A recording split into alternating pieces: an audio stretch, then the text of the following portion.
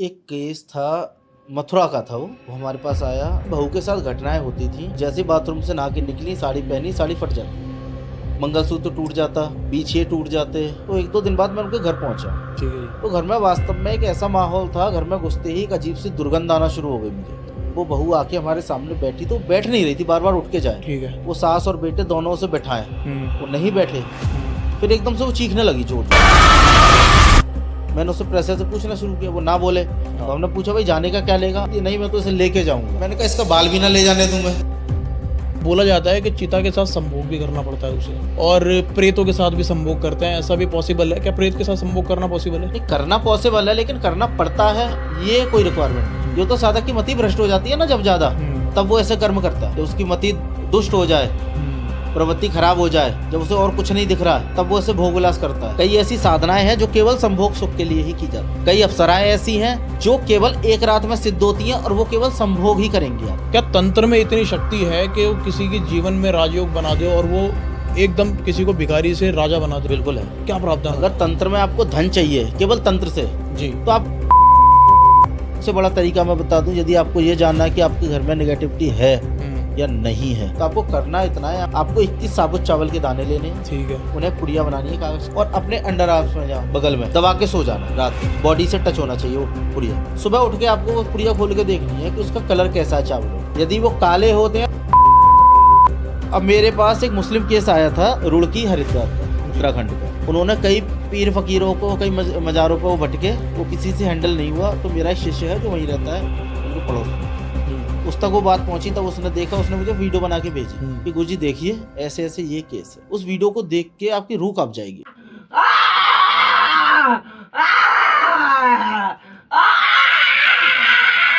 बहुत बहुत शुक्रिया गुरुजी आपका शो पे दोबारा आने के लिए। आपका प्यार हमें खींच लाया वापस। ऑडियंस का प्यार आपको दोबारा से खींच के लेकर आया है। धन्यवाद आप सभी को, धन्यवाद आपको और आपकी टीम को। Thank you so much. मैं आपसे ये बताना चाहूंगा कि पिछला जो एपिसोड हमारा था, काफी प्यार मिला उसको, आप ऑडियंस ने काफी आपको चाहा। तो मैं चाहूंगा कि इस एपिसोड में भी आप इन लोगों की शंका दूर करिए जी, और उन्हें बिल्कुल बताइए कि कैसे तंत्र और गहरे तरीके से काम करता है। तो शुरुआत में करना चाहूंगा आपके एक ऐसे कोई केस से। पिछली बार आपने एक बहुत बेहतरीन केस बताया था। मैं कोई इसी पॉडकास्ट में शुरुआत करना चाहूंगा आपके केस से जो आपने रिसेंटली सॉल्व किया हो और जो आपको अभी तक याद रह गया हो। देखिए, एक केस था, मथुरा का था वो। जी। वो हमारे पास आया, पति पत्नी और सास बहू, घर में 4 प्राणी हैं। जी। जिसमें से बहू के साथ घटनाएं होती थी कि वो जब भी नहा के बाथरूम से बाहर आती, उनके कपड़े फट जाते हैं। ठीक है जी। खासकर जो साड़ी वो पहन रही है उस समय वो नहीं। और शादी को भी ज्यादा नहीं, 2-3 महीने हुए थे। ठीक है। वो जैसे बाथरूम से नहा के निकली, साड़ी पहनी, साड़ी फट जाती, मंगलसूत्र टूट जाता, बीछे टूट जाते, पायल टूट जाती। ये सारे उनके साथ होने लगा। आज से घर में एक भय का डर का माहौल बन गया कि नई बहू है, अभी नई बहू के साथ में इतनी दिक्कतें शुरू हो गई। अब होता है ना कि माँ के पक्ष को ये लग रहा था कि वहां जाते ही हमारी बेटी की तबीयत खराब हो गई, वहां कुछ है। और इधर लड़का पक्ष को ये लगा कि उधर से इसके साथ कोई अलावला साथ आ गई है। अच्छा जी। बहू के साथ, जो अब हमारे घर का भी नाश करेगी। ठीक है जी। तो काफी उनमें लड़ाई झगड़े भी हुए, मुंह मटोरी हुई आपस में, जैसे घर में होता है घर परिवार में। वो केस हमारे पास आया, मैंने उसे देखा, मैंने कहा ठीक है आपके घर पे एक बार विजिट करनी होगी। तो 1-2 दिन बाद मैं उनके घर पहुंचा। ठीक है जी। तो घर में वास्तव में एक ऐसा माहौल था, घर में घुसते ही एक अजीब सी दुर्गंध आना शुरू हो गई मुझे। जैसे मैं बता नहीं सकता, जैसे कोई सड़ा हुआ मांस, जैसे कोई जानवर सड़क पर सड़ जाता है ना, बिल्कुल उस तरह की गंदी बदबू आने लगी। ठीक है। हम घर में जाके बैठे, उन्होंने चाय पानी के लिए पूछा तो नहीं, क्योंकि हमारा एक नियम है, जहाँ हम काम करने जाते हैं हम खाते पीते नहीं इनके घर का। ठीक है जी। तो सीन हुआ, हमने कहा बुलाइए उन्हें। जब वो बहू आके हमारे सामने बैठी तो बैठ नहीं रही थी, बार बार उठ के जाए। ठीक है। वो सास और बेटे दोनों से बैठाए, वो नहीं बैठे। फिर एकदम से वो चीखने लगी जोर जोर आपके सामने? हाँ ठीक है। एकदम से बस वो चीखने लगी और बस वो रोने और गिड़गिड़ाने लगी। अब मैंने प्रेशर से पूछा, बता भाई कौन है, क्योंकि मैं समझ गया इसमें कुछ है अब ये। अच्छा जी। मैंने उससे प्रेशर से पूछना शुरू किया, वो ना बोले। फिर मैंने घर में से गंगा जल मंगाया, अभिमंत्रित करके जैसे मैंने छिड़का, तब उसने बोला। तो एक मशान था, वो एक मशान था जो उस पर लगा हुआ। ठीक है। शादी से पहले से तो इससे उस घर की जो लेडी थी, जो सास थी उसकी, उसे ये संतुष्टि मिली कि मेरे यहाँ की कोई चीज नहीं है जो वहीं से आई है। तो उनका एक डर खत्म हो गया। जब हमने उससे और भी बात है की, तो उसने सारी चीजें बता दी। हम मैं करता हूँ वो सारी हरकतें जो उनके साथ हो रही है। हमने पूछा भाई जाने का क्या लेगा? तो वही वो होता है ना कि शक्ति बोलती है नहीं मैं तो इसे लेके जाऊंगा, तो वो भी यही रिपीट करने लगा। अच्छा मैंने कहा इसका बाल भी ना ले जाने दूं मैं। अच्छा, आपसे वार्तालाप हो रही है मतलब। हाँ, ठीक है आपके सामने वो सर पे खेल रहा है उसके, ठीक है जी। जैसे नॉर्मल मैंने बताया ना पिछले पॉडकास्ट में जोगनियां खेलती है, हाँ उसके सर पे खेल रही है एंटिटी। ठीक है। और वो उससे बात कर रहा है, मैं उससे बात कर रहा हूँ, सब लोग सुन रहे हैं, बात सब सुन रहे हैं, बात कर रहे हैं, बीच में इंटरप्ट भी कर रहे हैं कि ऐसे नहीं ऐसे। तो वो अपनी बात पर आ रहा, मैंने कहा ठीक है भाई देखते हैं, तू बड़ा है मैं बड़ा, हम ठहरे अपने गुरु के लाल। हमने कहा ठीक है हम कर देंगे। हमने क्रियाएं शुरू की, एक समय दिया उन्हें, शायद 11-12 दिन या 15 दिन का समय था उनका मैक्सिमम, वो हमने दिया। उसके बीच में एक बार मैं उनके यहाँ गया और बीच में अच्छा जी। जब उस बहू के उतारे होने थे, तो तब एक महाकाली और भैरव का एक दुर्लभ उतारा होता है, जो किसी पहुंचे हुए सिद्ध तांत्रिक को ही पता होगा, वरना नहीं पता होगा। उसमें पंचामृत से अभिषेक करके स्त्री को नहलाना पड़ता है, मरीज को नहलाना पड़ता है। वो मैंने विधान किया उनके घर में ही, बकेट मंगाई स्टील की, उसमें सारा सामग्री मिलाई और विमंत्रित की वो नदी की, अब इन्हें नहला के लाओ। नहला के लाए, नए कपड़े पहनाए, वो कपड़े नहीं फटे, नहीं फटे बिल्कुल ठीक है। घर वालों को कि हाँ, मैंने कहा अभी ये शुरुआत, अच्छा अभी इन्हें नए कपड़े देना मत, ठीक है जी। क्योंकि अब जब तक क्रिया चलेगी तब तक ये रिपीट होगा। क्योंकि जो अंदर चीज है ना, वो जब उसकी काट हो रही है, उसे पता मेरा एंड आ गया, वो और ज्यादा नुकसान पहुंचाएगी, चाहे वो शरीर को पहुंचाए से सामने वाले। तो मैंने उन्हें चेतावनी दी थी कि इन्हें कभी भी अकेला मत छोड़ना पूरी क्रिया के दौरान जी इनके साथ कोई ना कोई बने रहना, और कोई भी नुकीली चीज इनके हाथ में ना आ जाए, ठीक है। वरना वो खुद को चोट पहुंचाएगी, खुद को करेगी मतलब हानि। ठीक है मतलब उस शरीर को चोट पहुंचेगी, ठीक है अंदर जो है उसे नहीं, वो शरीर को नुकसान पहुंचा देगा। ठीक है उन्होंने ऐसा ही किया, और बस 11-12 दिन का समय हुआ, हमने उसे एक बार आश्रम पे बुलाया, हनुमान जी की परिक्रमा लगवाई, पूजन करवाया, झाड़ा दिया, वो तब से ठीक, बिल्कुल ठीक है। बिल्कुल ठीक है। उसके बाद ही वो अपने घर गई है, सब कुछ ठीक है, अब पूरा परिवार मस्त है, खुश है, सब कुछ ठीक हो गया। अब इसमें से मेरे ना 2 सवाल बने हैं। जी, मैं सबसे पहले आपसे जानना चाहूंगा कि आपने बताया उस लेडीज में शादी से पहले मशान था, जी, ठीक है। अब कौन सी ऐसी परिस्थितियां बन जाती हैं कि कोई भी व्यक्ति, आदमी हो या औरत, उसके अंदर ऐसी चीजें चिपट जाती हैं, चाहे वो भूत हो, प्रेत हो, मशान हो। और ये मशान क्या होता है ये भी मैं आपसे पूछूंगा, पहले आप मुझे ये बताइए। देखिए मशान होता है जो बच्चा छोटा मर जाता है या कभी कभी गर्भ में भी मर जाता है, उसे ही मशान का दर्जा है। मशान में कच्चा मशान, पक्का मशान आपने सुना होगा। कच्चा कलवा सुना है मैंने। कच्चा मशान भी होता है। कच्चा मशान वो होता है जो बच्चा केवल माँ के दूध पर निर्भर होता है और मर जाता है, अच्छा जी, वो कच्चा मशान होता है। कच्चा मशान वो होता है। पक्का वो होता है जो माँ के दूध से हटके खाना पीना शुरू कर दिया हो जिसने, ठीक है तो ये मशान में अंतर हो गए कच्चे पक्के में। ठीक है जी तो ये बच्चों का प्रेत होता है, वो मशान कहलाता है। ठीक है। खासकर स्त्री के स्तन से अट्रैक्ट होते हैं, अच्छा एक तरह से हम बोल सकते हैं इन्हें फीडिंग चाहिए, ठीक है मिल्क फीडिंग, ठीक है जी ये वहां तक निर्भर रहते हैं। ठीक है जी इसका जो मरीज होता है 90% स्त्रियां होती हैं जिन्हें ये अटैक करता है, और ये ना सुखाता जाता है, धीरे धीरे स्त्री की हालत डाउन होती जाएगी, वो सूखती जाएगी, ठीक है जी। ये इसके लक्षण है। बाकी इसका इलाज कई शक्तियों द्वारा किया जाता है, काली भी इसका इलाज कर देती है, भैरव भी कर देते हैं, बुलाकी भी ने वो अच्छा कर देते हैं, बुलाकी वीर ठीक वो है भी अच्छा इलाज कर देते हैं इनका। ठीक है जी। और बाकी नॉर्मल छोटी मोटी अन्य शक्तियों से ये नहीं जाते, इसके लिए आपको बड़ी शक्तियां चाहिए कोई जो इसे कंट्रोल कर पाए, क्योंकि बच्चा होता है मशान, तो ज्यादातर कोई भी शक्ति से कंट्रोल नहीं, दबा के रखना पड़ता है इसे। तो परिस्थिति बताइए कि क्या परिस्थिति रहती है किसी मनुष्य इसमें देखिए फीमेल के साथ में ये होता है, जैसे आप अभी चौराहा क्रॉस कर रहे हैं, वहां पहले से किसी को उतारा रखा हुआ है, ठीक है जी। आप उससे लांग गए तो चीज आपको लग जाती है। जी आप कभी शमशान घाट के बगल से निकल के जा रहे हो, आजकल देखें शमशान घाट खेतों में रोड बगल से निकल रही है, आप निकल के जा रहे हो, बिल्कुल। आपके साथ में कोई अट्रैक्ट करने वाली चीज है, जैसे मिठाई होती है, हाँ जी या आपने कोई सुगंधित इत्र परफ्यूम लगा रखा है, हाँ जी, तो ये आपको अटैक कर सकती है, आपको पजेस कर 100% करेंगी या फिर चांसेस होते हैं कि बचने के कुछ ऐसा? नहीं, अगर करना होगा तो 100% ही करेगी, अच्छा वो फिर मैं टुकड़ों में नहीं चलता। नहीं चलेगा। तो हमारे आसपास अगल बगल अनजाने के अंदर ऐसे रास्ते पड़ जाते हैं, हाँ ठीक है, और वहां से ये शक्ति आप बता रहे हैं कि पीछे पड़ जाती है अगर हमने परफ्यूम लगा रखा है, क्योंकि मैं भी परफ्यूम लगाता हूँ, हर कोई जो देख रहा है वो भी परफ्यूम लगाता है। क्या उपाय है इनसे बचने का? ये उपाय मैं बताता हूँ, लेकिन एक छोटा सा एक समीकरण और समझा दूं मैं आपको। बिल्कुल बिल्कुल। कभी कभी होता क्या, हम किसी चौराहे को क्रॉस कर रहे हैं, उस समय उस चौराहे पर कोई नेगेटिव एनर्जी घूम रही है, अब होगा क्या, वो हमसे टकराई जी, हम घर आ गए, वो टकराई केवल, वो हमारे अंदर नहीं घुसी, कुछ नहीं हुआ, वो अपने रास्ते गई, हम अपने रास्ते आ गए, लेकिन वो हमसे टकरा गई है। ठीक है जी। हम अपने घर आ गए तो अक्सर क्या होता है, सर में दर्द होना शुरू हो जाता है, शरीर भारी होना शुरू हो जाता है, जी बिल्कुल, उल्टियां मचली शुरू हो जाती है। अब आप किसी डॉक्टर पर जाओगे, बोला ठीक है, किसी भगत से आने पर जाओगे, बोल देगा भाई दिक्कत है। अब वो क्यों हुई आपको, जबकि शक्ति तो आपको लगी ही नहीं। जी हुआ ये, वो सूक्ष्म शरीर है, ठीक है जी। उसका कोई स्थूल शरीर नहीं है, आप स्थूल हो, आपके चारों तरफ एक ऑरा काम करता है ऊर्जा का, तो जब उसकी एनर्जी आपकी एनर्जी से टकराती है तो कहीं ना कहीं आपकी एनर्जी डैमेज हो जाती है, जिसकी वजह से वो सारे लक्षण आपके अंदर आते हैं, जिसमें वो शक्ति आपको लगी भी नहीं लेकिन उसने इफेक्ट आपको पूरा किया।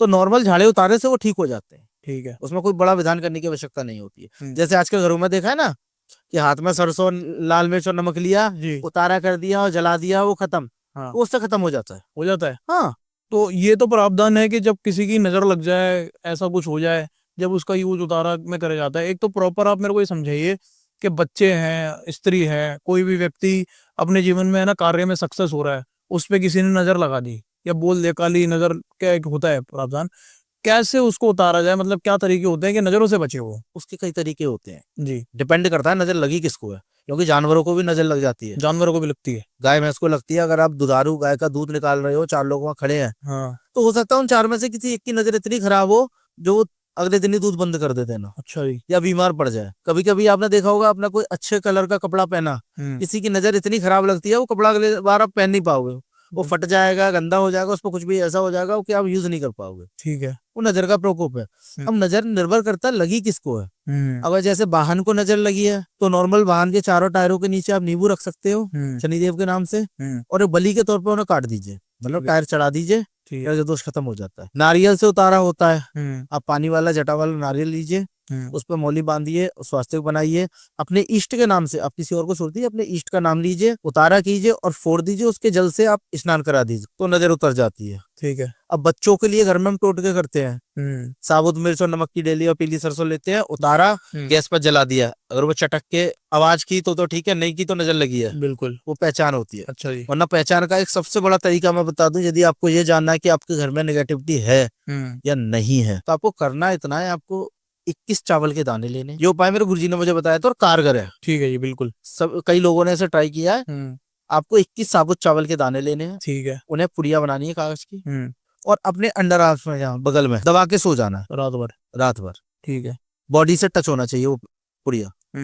सुबह उठ के आपको वो पुड़िया खोल के देखनी है कि उसका कलर कैसा है चावलों का। अगर वो कलर चावल एज इट इज रहे, मतलब आपका घर सेफ है। यदि वो पीले हो गए, मतलब आपके घर में देवी है, प्रकोप है। यदि वो काले होते हैं तो शमशानी क्रिया चली है, कोई ना कोई शमशान से कोई प्रेतात्मा लगी है या कोई क्रिया हुई है। यदि वो लाल होते हैं तो पितरों का प्रकोप है, ये लक्षण है। तो ये रंग 100% बदल जाएगा? 100% बदलता है अगर दिक्कत होगी तो, वरना आप किसी ऐसे मरीज को ढूंढिए जो नेगेटिविटी से परेशान हो, उससे करवाइए, 100% इफेक्ट देगा। बट अगर रात में कोई सो रहा है तो वो तो बगल हिल भी सकती है, चावल गिर भी सकती नहीं, आपने एक बार दबा लिया, उसके बाद आप सो गए, फिर तो उसे सुबह देखना है, ऐसा नहीं है फिर आपको जगते ही रहना उसे देखने के लिए। नहीं, तो आप एक बार आपने काम कर दिया, उसके बाद आप सो गए, वो बात खत्म। वो तो आप सुबह आप फिर देखना। पिछले एपिसोड में जब आप लाए थे कपाल अपने साथ लेके आए थे, आपने उसके बारे में बताया था कि वो एक व्यक्ति करंट से मरा था। आज आप एक और अपने चीज एक लेकर आए हैं, इसके बारे में भी थोड़ा सा बताइए। ये भैरव कपाल दंड है। आम भाषा में बोलते हैं भैरव दंड, क्योंकि भैरव जी को दंड पाणी कहा जाता है, उनके हाथ में दंड हमेशा रहता है, ये उसका प्रतीक है। इसके ऊपर कपाल भैरव सिद्ध होते हैं। एक तरह से हम बोल सकते हैं कपाल भैरव का मूर्ति ना होके इस दंड में उनका विग्रह है, उनका स्थान है इस पर। हमें जब भी कहीं इलाज करना होता है हम इसका प्रयोग करते हैं। ये इसका सबसे बढ़िया काम होता है सुरक्षा और प्रोटेक्शन का। ये सभी निगेटिविटी पे हावी रहता है।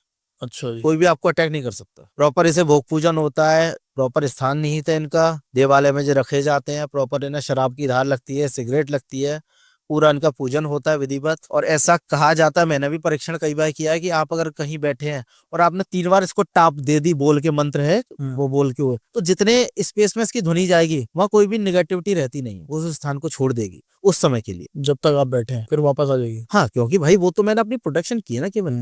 यदि मुझे उस घर को सुरक्षित करना है, उस स्थान को सुरक्षित करना है, तो विधान करना पड़ेगा। अभी रिसेंटली हमने एक कपाल भैरव दंड का शिविर भी आयोजित किया था, जिसमें 14 लोग थे। सभी को कपाल दंड हमारी तरफ से प्रदान किए गए थे, अष्ट धातु को बनवा के, और सभी ने उनकी साधनाएं की है। उसमें से कुछ ने जागृति पूरी कर ली है, कुछ अभी उसे कर रहे हैं और अच्छे काम करेंगे। आप अगर गद्दी चलाते हो, दरबार लगाते हो, तो आपके लिए ये रामबाण है, ब्रह्मास्त्र एक तरह का, ये आपके साथ होना ही चाहिए। आपने पिछले एपिसोड में ये भी बताया था कि आप तंत्र लोगों को सिखाते हैं, आपके अपने इंस्टीट्यूट टाइप क्लासेस चलती हैं। उस समय से मोस्टली बहुत लोगों के ये सवाल रहे कि हमको ना असीम धन चाहिए। मेरे पास कुछ ऐसे सवाल आए कि हमको धन प्राप्ति करनी है, और सब लोग है ना ग्रस्त है कि आज के जीवन में ना धन नहीं मिल पा रहा है लोगों को। क्या तंत्र में इतनी शक्ति है कि वो किसी के जीवन में राजयोग बना दे और वो एकदम किसी को भिखारी से राजा बना दे? बिल्कुल है। क्या प्रावधान? अगर तंत्र में आपको धन चाहिए केवल तंत्र से जी, तो आपको अपना सब कुछ तंत्र के लिए करना होगा। फिर अपने खुद को तंत्र में समर्पित कर दो, आपको तंत्र ही चलाना होगा। फिर ठीक है। यदि आप गृहस्थ में रह के अपने कामकाज करने के दौरान भी पैसा चाहते हैं तो आपको केवल अपनी दिनचर्या में और अपने जो मैनेजमेंट है उसमें सुधार करना होगा। बाकी आपको केवल लक्ष्मी और कुबेर का पूजन करने होंगे, क्योंकि धन की अधिपति देवी है माता लक्ष्मी, कुबेर उसके इंचार्ज है, ठीक है। मैनेजर हम बोल सकते हैं। आपको इन दोनों का पूजन निरंतर करना है, पर डे, प्रतिदिन, दोनों टाइम। आप देखिए आपके धन के मार्ग खुल जाएंगे। बट कुछ क्योंकि होता ये है ना कि हम लोग लक्ष्मी कुबेर की पूजा केवल दिवाली पर करते हैं, बिल्कुल। पूरे साल हम कुछ नहीं करते और धन मांगने बैठ जाते हैं। तो भाई वो भी हमारा रजिस्टर खोल के देखते हैं चित्रगुप्त की तरह, इसने हमारे लिए क्या किया, तो वहाँ खाता खाली मिलता है। बिल्कुल। तो फिर वो हमारे वहाँ कर्म को चेक करते हैं, इसके कर्म फिर कितने अच्छे हैं, अच्छा, उस बेस पर हमें धन मिलेगा। लेकिन यदि आप नित्य में लक्ष्मी कुबेर का पूजन कर रहे हो तो आपको आवश्यकता के अनुसार मिलेगा ही मिलेगा। क्या आप इस पॉडकास्ट में कोई ऐसा मंत्र दे सकते हैं लक्ष्मी जी का, जिसमें एक नॉर्मल साधक बैठ के वो मंत्र का अगर जाप करे तो उसको धन प्राप्ति हो? लेकिन मेहनत करनी होगी। मंत्र मैं दे दूंगा, ऐसा नहीं है कि केवल माला घुमाने से पैसा आ जाएगा। उसके लिए आपको बाजार में निकलना पड़ेगा, घर से बाहर काम धंधा करना पड़ेगा। अब देखिए एक सीमित आय वाला व्यक्ति है, कोई रेडी लगा रहा है, तो रेडी वाले की सीमित आय है, वहां वो डबल नहीं होगी, फिर वो चाहे लक्ष्मी की पूजन करे चाहे कुबेर जी का। लेकिन एक व्यापारी है, व्यापार स्थल है उसका, या बिजनेसमैन है, उससे प्रॉफिट लाख गुना ज्यादा हो। छोटा सा मंत्र है, आप बुधवार से शुरू कर सकते हो, अक्षय लक्ष्मी का है। कमल गट्टे की माला से नित्य आपको लक्ष्मी कुबेर का पूजन करके एक माला करना है केवल। ठीक है जी, एक माला बुधवार से शुरू करना है। अब निरंतर करेंगे एक माला तो भी चलेगा, वरना आप एक अनुष्ठान उठा सकते हो 11 दिन का, 21 दिन का। अनुष्ठान में केवल आपको भोग चेंज करना है। भोग में आपको माता को केसर युक्त खीर देनी है, खीर का भोग लगेगा, उसमें केसर और मखाने डाल के बस भोग देना। छोटा सा मंत्र है ओम एम एम अक्षय लक्ष्मी एम एम ओम, संपूर्ण मंत्र है और बहुत बढ़िया काम करता है, सॉलिड काम करता है। इससे हम अपने घर में भी 15 दिन महीने भर में एक बार हवन कर लेते इसी मंत्र से। क्लाइंट से तो हम करते ही करते हैं, उन्हें विधान भी बताते हैं पूरा कि आप इस मंत्र का ऐसे जाप करो, ऐसे हवन करो, आपको फायदा होगा। ठीक है जी। और लाख गुना ज्यादा फायदा हो। वहां आप डिवाइड भी कर सकते हो कि एक मंत्र की कीमत आपको कितनी मिली। मान लो आपने 1 लाख मंत्र का जाप किया, आपको 5 लाख का प्रॉफिट हो गया, तो 5 रुपए पर मंत्र पड़ा आपको। अच्छा, बट अब जैसे आपने मंत्र दिया, इसके लिए तो पहले बहुत बहुत शुक्रिया। आज ऑडियंस को काफी कुछ आपसे जानने को मिला इस मंत्र में, और वो आई होप कि उन्हें पैसा भी मिले। मैं ये जानना चाहूंगा आपसे कि कुछ तांत्रिक ऐसे होता है ना, जो जब हम धन की बात करते हैं तो वो कहते हैं कि आपको ऐसी साधनाएं करनी पड़ेगी जिसमें से अप्सरा साधना आ जाती है, यक्षिणी साधना आ जाती है, या फिर कर्ण पिशाचिनी साधना आ जाती है। ये सारे टॉपिक है ना अभी रिसेंटली बहुत ज्यादा कवर हुए हैं। तो क्या ये भी आपको धन देके जाएंगी, और ये क्या आपकी हर मनोकामना पूर्ण करती है, कोई भी अगर साधना कर ली जाए? देखिए शक्तियां कोई भी आप सिद्ध कर लीजिए, चाहे वो अप्सरा, चाहे धंधा यक्षिणी, चाहे आपने जो बताया कोई भी, धन डायरेक्ट नहीं देती हैं। ये डायरेक्ट धन देने वाली शक्तियां अलग होती हैं। ठीक है। उनके नियम भी बहुत सॉलिड होते हैं, तगड़े होते हैं। ठीक है। अब नॉर्मल आपने अप्सरा साधना कर ली तो अप्सरा आपका जीवन राजयोग वाला दे देगी, रास्ते बनाएगी वो आपके धन आने के। ठीक है। काम आपको ही करना पड़ेगा। अब धंधा यक्षिणी की आप साधना करते हो तो धंधा यक्षिणी की साधना में कछुए की आवश्यकता होती है। कछुआ पूजन का पूजन होता है। तो जब देवी प्रकट होती है, पहली बात तो ये साधना एक बार में सफल नहीं होगी, कोई विरला है जो कर ले, वरना दुर्लभ विधान तो मिल जाते हैं, लेकिन करना दुर्लभ होता है, क्योंकि 40-40 दिन के अनुष्ठान होते हैं उनके। बिरला क्या होता है आपने बताया?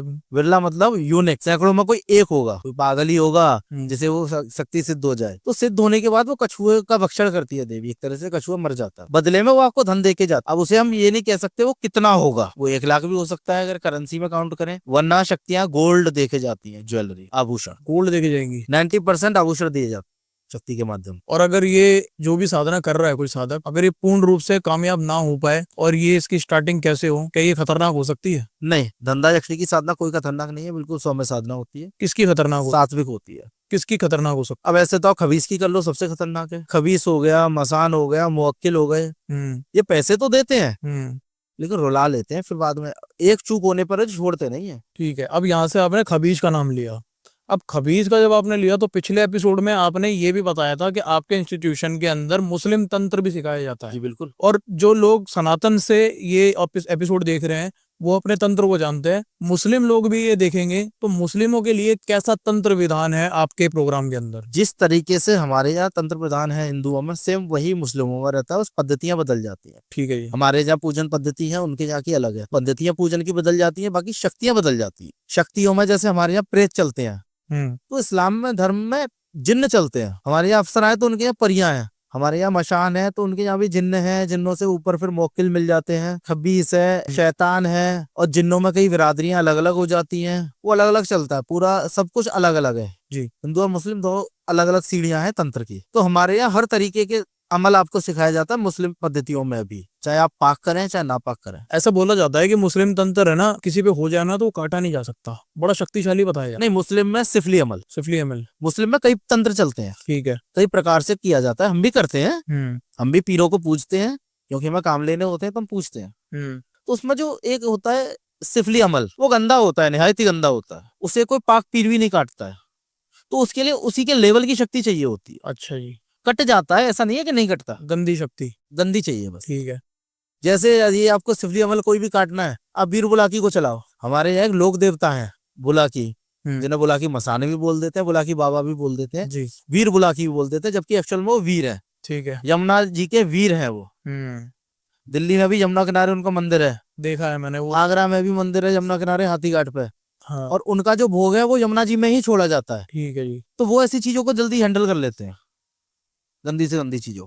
वीर बुलाकी का अपना नाम लिया अभी, ऐसे एक 52 वीर भी होते हैं, 52 वीर के बारे में थोड़ा सा कॉन्सेप्ट बताइए। 52 वीर में देखो 52 तरह के वीर चल जाते हैं, ठीक है।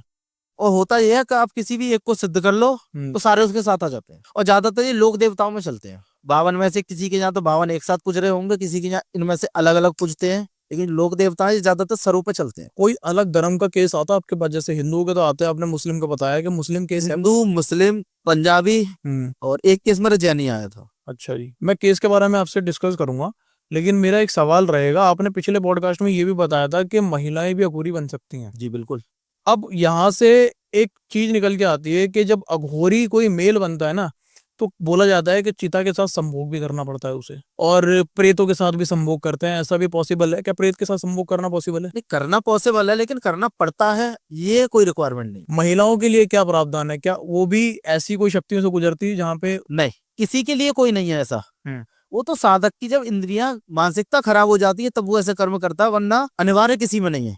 अनिवार्य नहीं, अनिवार्य नहीं है। ये तो साधक की मति भ्रष्ट हो जाती है ना जब ज्यादा, तब वो ऐसे कर्म करता है। जब उसकी मति दुष्ट हो जाए, प्रवृत्ति खराब हो जाए, जब उसे और कुछ नहीं दिख रहा है, तब वो ऐसे भोग विलास करता है। साधनाओं के अंदर भी बोला जाता है कि जैसे कोई भी एक साधना कर रहे हैं तो कंप्लीट, जैसे यक्षिणी की अगर बात करें तो बोला जाता है कि वो लास्ट में जब कंप्लीट होती है तो संभोग करती है। हाँ, कई ऐसी साधनाएं हैं जो केवल संभोग सुख के लिए ही की जाती है, जिसे बोलते हैं भौतिक सुख। ठीक है। कई अप्सराएं ऐसी हैं जो केवल एक रात में सिद्ध होती हैं, और वो केवल संभोग ही करेंगी आपके। अच्छा जी, संभोग के लिए किया जाता है। बिल्कुल, उसे करता ही वो साधक है जिसको संभोग की लालसा है।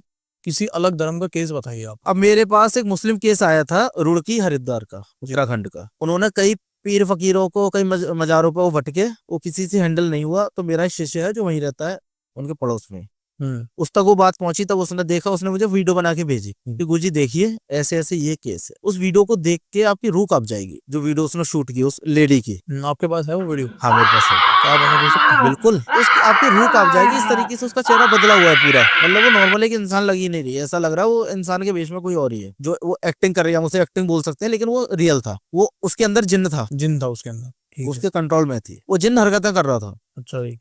उसके बॉडी का स्ट्रक्चर पूरा बदल दिया उसने, जो फिजिक होती है पूरी चेंज कर दी थी। कई महीनों से उसके अंदर था। वो साहब बोलता था मैं इसे लेके जाऊंगा, मुझे ये पसंद है। उन्होंने कई दरगाहों पे दिखाया, कई पीर फकीरों को दिखाया, कोई ठीक ना कर पाया। मैंने बताया भाई ये ऐसे ऐसे दिक्कत है, क्योंकि उसने पहले उसे प्रेत समझ के डील किया, जो मेरा शिष्य था। जब उस पर नहीं संभला था, उसने मुझे भेजा। मैंने कहा ये प्रेत नहीं, पहली बात तो जिन्न है। अच्छा। और तू दूर ही हो। बोला गुरुजी मैंने प्रेत समझ के हैंडल करना चाहा, हुआ नहीं। मैंने कोई बात नहीं। हमने उसे आने जाने का अपना खर्चा बताया, उन्होंने पे किया। हम लोग गए तो हुआ ये, क्योंकि वो जिस जगह रहते थे वो रेंटल था, ठीक है, वो कॉलोनी थी। वो नहीं चाहते कॉलोनी में शोर शराबा हो या किसी को पता चले। ठीक है जी। तो उन्होंने उनके एक रिश्तेदार का बाहर एक नई कॉलोनी बन रही थी जो आधी बन चुकी थी, उसमें घर खाली था।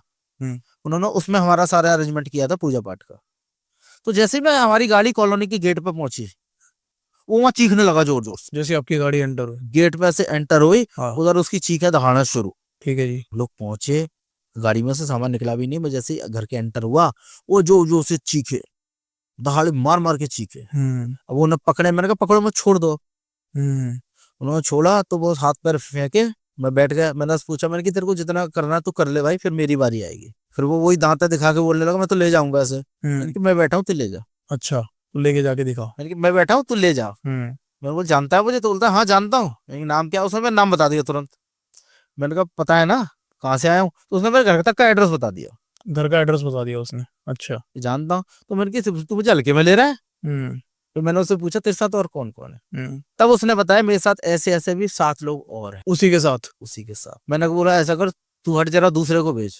अच्छा, कि किसे? मैंने की फलानी को भेज। वो रिश्ते में उसकी चाची थी जो पहले गुजर चुकी है कभी, जो व्यक्ति की चाची थी, ठीक है, जो कभी गुजर चुकी है। ठीक। तो मैंने बुलाया, उसने बात की, तो उसने बोल दिया हमें तो ये दबा के बैठा है, हमें तो जबरदस्ती पकड़ के बैठा है जिन, ये जिन। ठीक है। मैंने ठीक है कैसे जाओगे कि हमें नहीं पता, बस हमें मुक्त कर दो। मैंने कहा ठीक।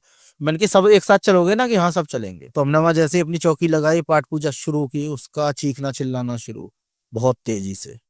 वो सब लोग कांपे डरे, पीछे हो गए, कोई से टच ना करे। अच्छा जी।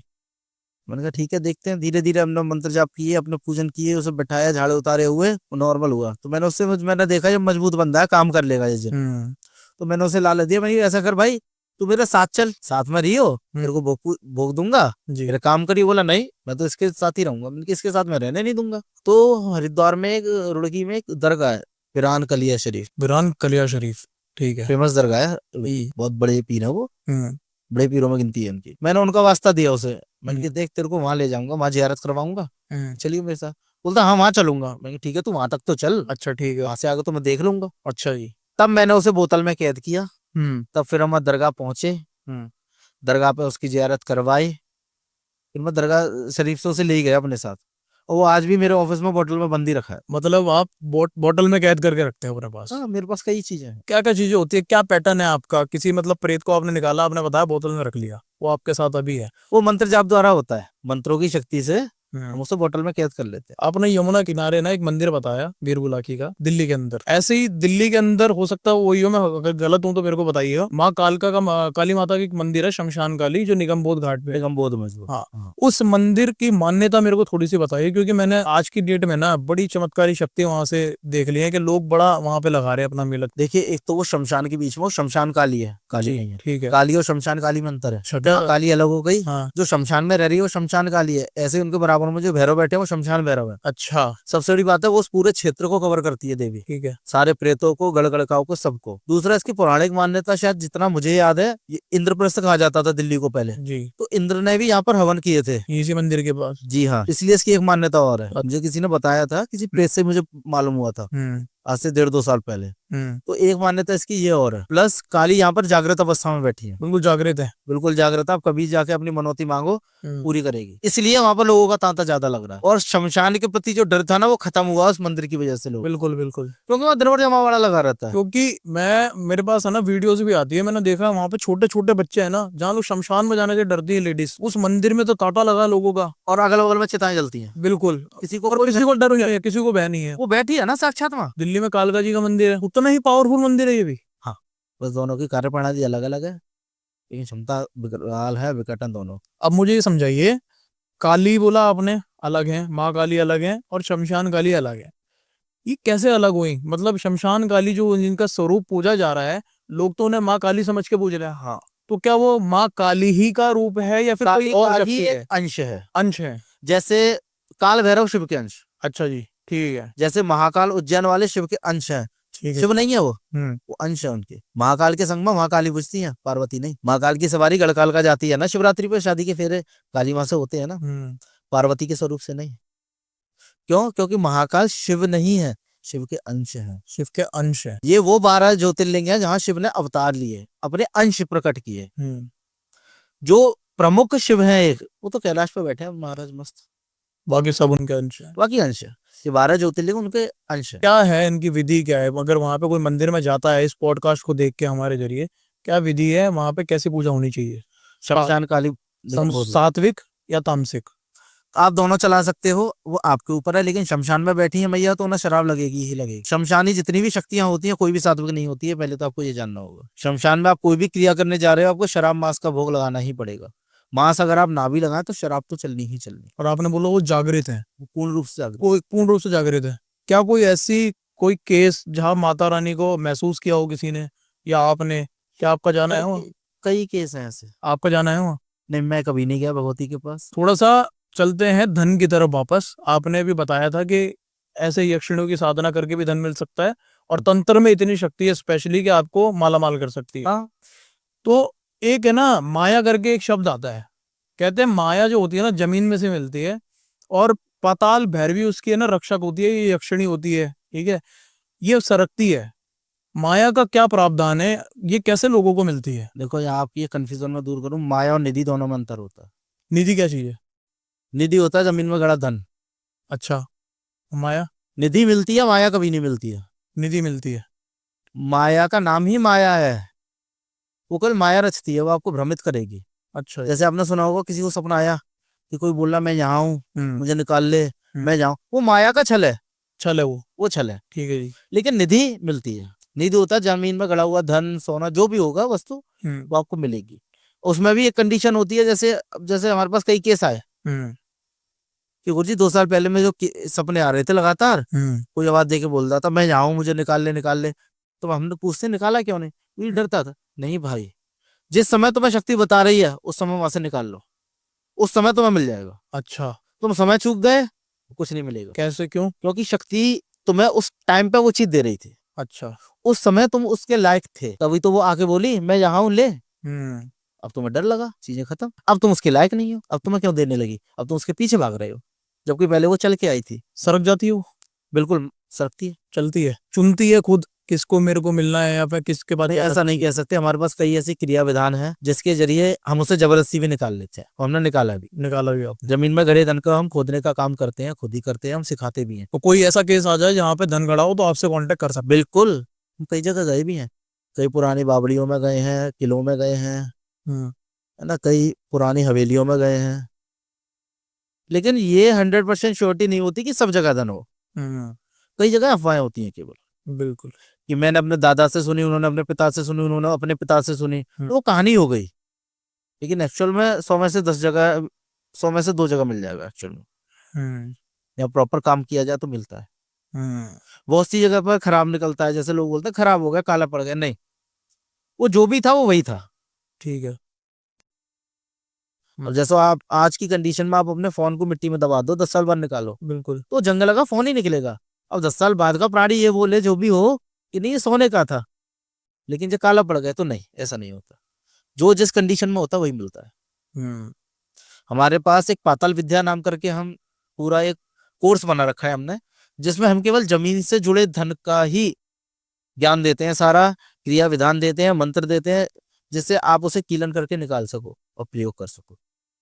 अच्छा, सारे सुरक्षा मंत्र, सारी विधियां, बलि विधियां, सब कुछ उसमें मिलेगा। कीलन का थोड़ा सा समझाइए, क्योंकि है ना मैंने अभी रिसेंटली पॉडकास्ट किए तो मेरे को कीलन शब्द एक सुनने को मिला। उसमें क्या होता है ना, मेरे को ये बताया गया कि हम है ना कीलन करके आ गए, एक शक्ति थी उसका कीलन कर दिया, उसके बाद वो एक्टिव नहीं हुई। तो कीलन में क्या प्रक्रिया करी जाती है किसी भी तंत्र को या मंत्र को या टोने टोटके को रोकने के लिए? कीलन क्या चीज है? तो कीलन और कवच 2 शब्द आते हैं जी। कवच का मतलब होता है अपनी सुरक्षा। ठीक है जी। जैसे पहले राजा महाराज युद्ध पे जाते थे, बस्तर में पहन लेते थे, है ना, ढाल लेते थे, वो कवच का काम करती थी। तो कवच आप शरीर पे लगा सकते हो, लेकिन कीलन आप किसी स्थान पे लगा सकते हो, प्लेस पे। ठीक है। अब मान लीजिए मैंने आपको यहाँ बैठा दिया और मैंने स्तंभन मंत्र से कीलन लगा दिया, आप यहाँ से हिल नहीं सकते। बिल्कुल नहीं लेंगे। या उस दायरे को पार नहीं कर सकते जितना मैंने लगाया है। क्या हो जाएगा उस होगा कुछ नहीं, कोई निगेटिव असर नहीं आएगा आप पे। हाँ, लेकिन आप वहीं के ये रुक जाओगे, स्थिर हो जाओगे। बुद्धि काम करेगी? बुद्धि कुछ नहीं होगा काम। स्तंभन का मतलब ही ये होता है रोक देना, विचारों को भी रोक देना। स्तंभन के साथ में वशीकरण चलता है। यदि आप किसी की बुद्धि को कंट्रोल कर रहे हो तो वहां वशीकरण करके उससे काम ले सकते हो, उसके अपने विचार रुक जाएंगे, तो जो आप कहोगे वो करेगा। वशीकरण पे आता है थोड़ा, अब आपने टॉपिक छेड़ दिया, तो इससे मेरा क्वेश्चन ये होने वाला था, लेकिन मैं वशीकरण के बारे में आपसे जानना चाहूंगा। एक तो इसमें ना मोहिनी है, मोहिनी वशीकरण। हाँ। और अलग अलग तरीके का वशीकरण होता है, प्रेम वशीकरण है। सबसे खतरनाक वशीकरण कौन सा होता है, और क्या वशीकरण में इतनी ताकत होती है कि किसी मनुष्य का बुद्धि बिल्कुल बांध के उसके शरीर को अपने हिसाब से चलाया जाए? बिल्कुल होती है। वशीकरण का मतलब ही वही है कि सामने वाले को वशीकृत कर देना कि वो आपके लिए मरने को भी तैयार हो जाए। वह निर्भर करता है कि आप कर किस प्रक्रिया से रहे हो, क्योंकि वशीकरण कई शक्तियां कर देती है, छोटी भी बड़ी भी। नॉर्मल प्रेत भी वशीकरण कर देता है।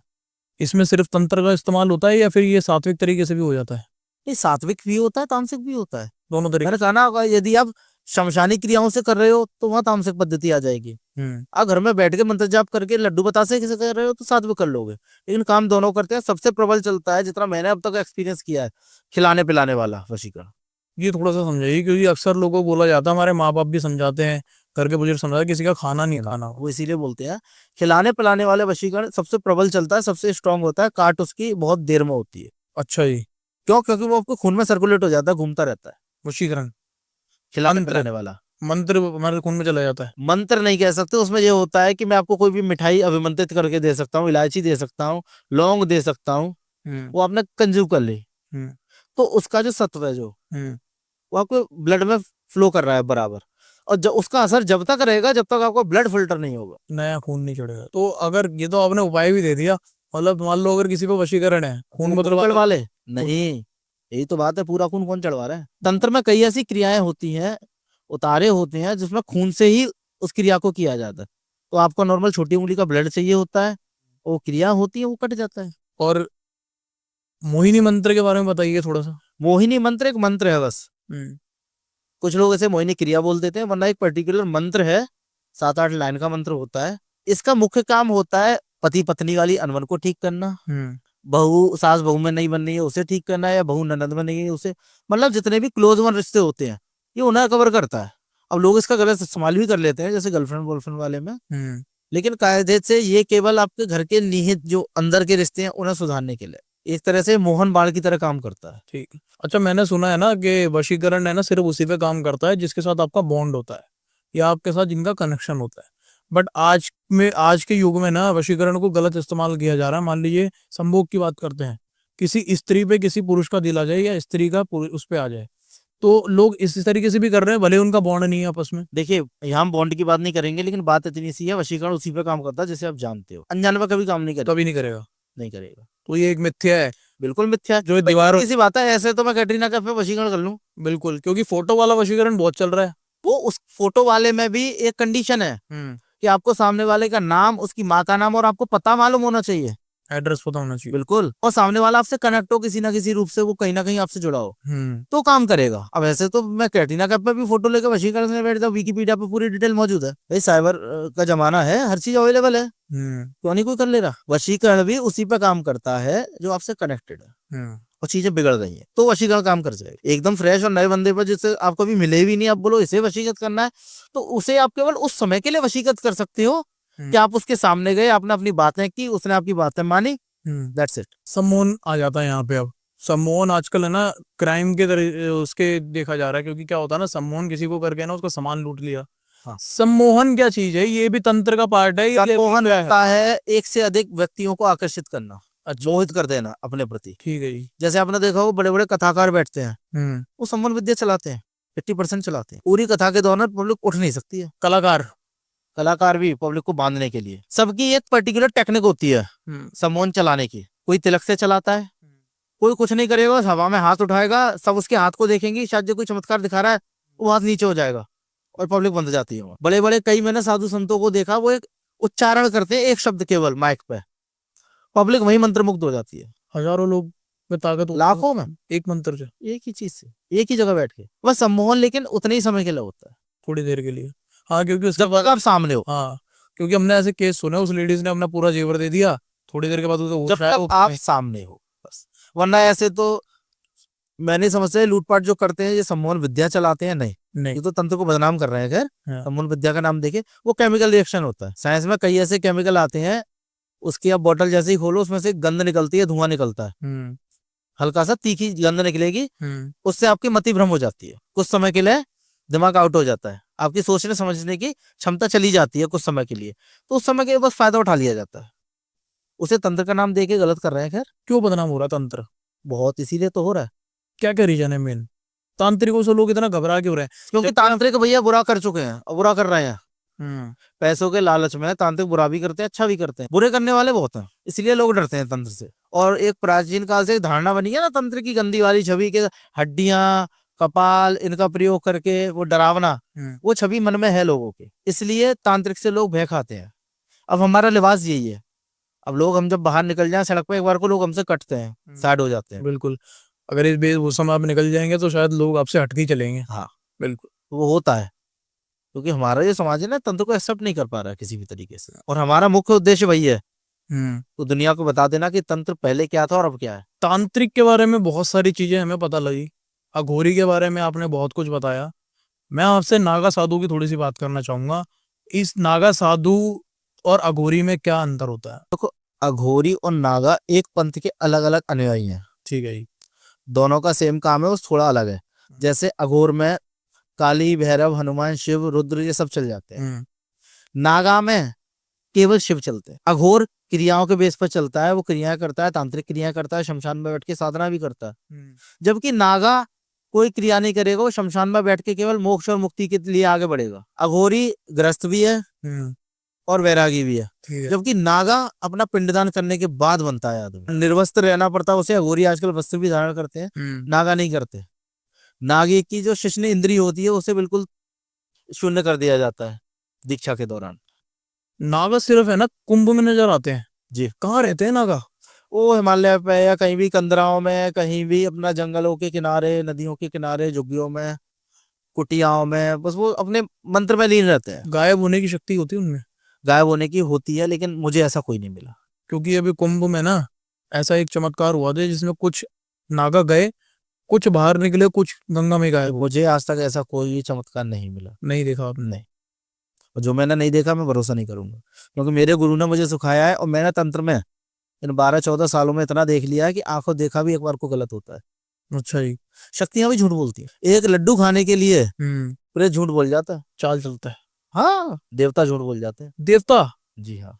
इसका कॉन्सेप्ट बताइए थोड़ा सा, देवता कैसे झूठ बोल सकता है? देवता का मतलब है, देखो यहाँ किसी की मैं भावनाओं को ठेस नहीं पहुंचाऊंगा। देवता का मतलब ये है, जैसे मैंने पहले पॉडकास्ट में बताया था कि गड़ गड़काएं चलती हैं। ठीक है। अब मैंने काली को भोग दिया, अब मेरे पास जो काली है वो आई, उसने बोला ठीक है ये मुझे भोग चाहिए, मैं काम कर दूंगी। मैंने सब कुछ किया, भैया ने काम नहीं किया।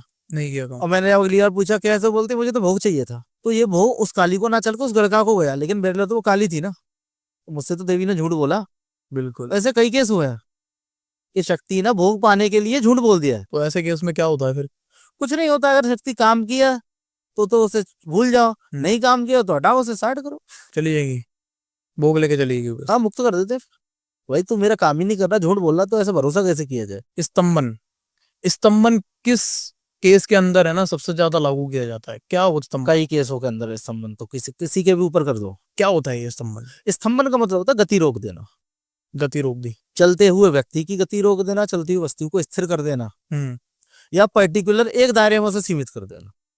अगर आप मनुष्य की या जानवर की बात करो तो उसकी बुद्धि को भी स्थिर कर दिया जाता है। सोचने समझने की जो क्षमता है वो भी शून्य हो जाती है, बिल्कुल ब्लैकआउट हो जाता है माइंड। वो स्तंभन होता है। षटकर्मों में से एक आता है। दिमाग खोल के रख दिया आज की बातों ने, बहुत गहरी बातें हुई, अलग अलग तरीके के रहस्य आज पता लगे। तो बहुत बहुत शुक्रिया हमारे शो पे आने का, और जाते जाते एक बार आपसे फिर से विनती करूंगा कि हमारी जनता को अपनी तरफ से कोई मैसेज दीजिए। देखिए, तंत्र के लिए जैसा मैंने पहले एक मैसेज दिया था कि आपको डरने की जरूरत नहीं है, तो बिल्कुल भी नहीं है। तंत्र डरावना नहीं है, भयानक नहीं है। आप में से जो भी जिज्ञासु लोग हों वो तंत्र में आगे बढ़ सकते हैं। हमारा नंबर आपको डिस्क्रिप्शन में मिल जाएगा, आप हमसे संपर्क करके पूरी जानकारी प्राप्त कर सकते हो। हम आपको तंत्र की वो बारीक बातें बताएंगे जो आपको आज तक किसी ने नहीं बताई। तंत्र हम आपको उस सात्विक तरीके से भी सिखा देंगे जिसकी कल्पना आपने आज तक नहीं की होगी। तो तंत्र से जुड़ने के लिए आप हमें संपर्क कर सकते हो।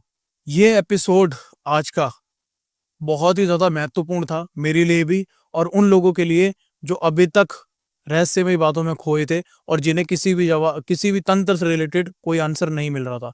आई होप कि आपको आज बहुत ज्यादा जिज्ञासा आपकी दूर हुई होगी और आपको मिले होंगे एकदम परफेक्ट आंसर। तो जुड़े रहिए हमारे साथ, वीडियो को लाइक करिए, चैनल को सब्सक्राइब करिए, शेयर करिए, और हम आपके लिए ऐसे ही महानुभावों को लेकर आते रहेंगे। आपकी एक मोटिवेशन हमें मोटिवेट करेगी ताकि हम आपके समक्ष ऐसा ज्ञान लेकर आते रहें।